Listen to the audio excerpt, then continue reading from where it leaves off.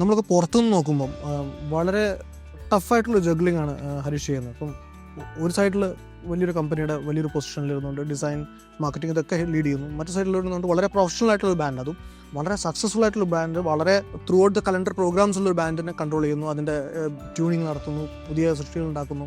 അപ്പം എങ്ങനെയാണ് ഈ ജോലിയും ശാസ്ത്രീയ സംഗീതവും കൂടെ ഒരു ദിവസം എങ്ങനെയാണ് ഒക്യുപ്പൈ ചെയ്യുന്നതെന്ന് നമുക്ക് തോന്നുന്നു. അപ്പം എൻ്റെ ചോദ്യം, പാട്ടും പാടി ജോലി ചെയ്യാൻ പറ്റുന്നുണ്ടോ എന്നുള്ളതാണ്. നമ്മൾ രണ്ടും കൂടെ ഒരുമിച്ച് ചെയ്യാൻ ഒരു പക്ഷെ ചെയ്യുന്നവരുണ്ടാവാമായിരിക്കും. എനിക്ക് ഒരു പോയിന്റിൽ ഒരു കാര്യം മാത്രമേ ചെയ്യാൻ പറ്റുള്ളൂ. ഇപ്പോൾ ഉദാഹരണത്തിന് എനിക്ക് ജഗിൾ ചെയ്യാൻ ഉള്ള എബിലിറ്റി കുറവാണെന്നാണ് എൻ്റെ ഒരു അസസ്മെൻറ്റ്, എനിക്ക് എന്നെക്കുറിച്ച് തന്നെ.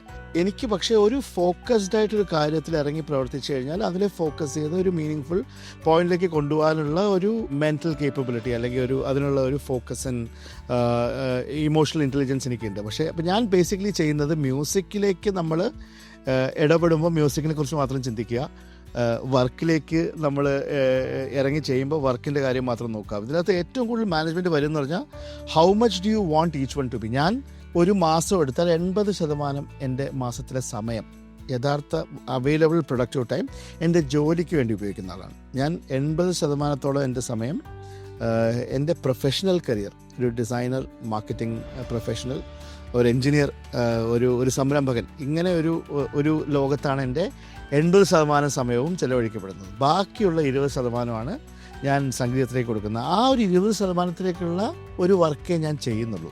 പക്ഷേ ഒരു ഫുൾ ടൈം മ്യൂസീഷ്യൻ ചെയ്യുന്നതിൻ്റെ ഒരു അംശം മാത്രമാണ് ഞാൻ എന്ന മ്യൂസീഷ്യൻ ചെയ്യുന്നത്.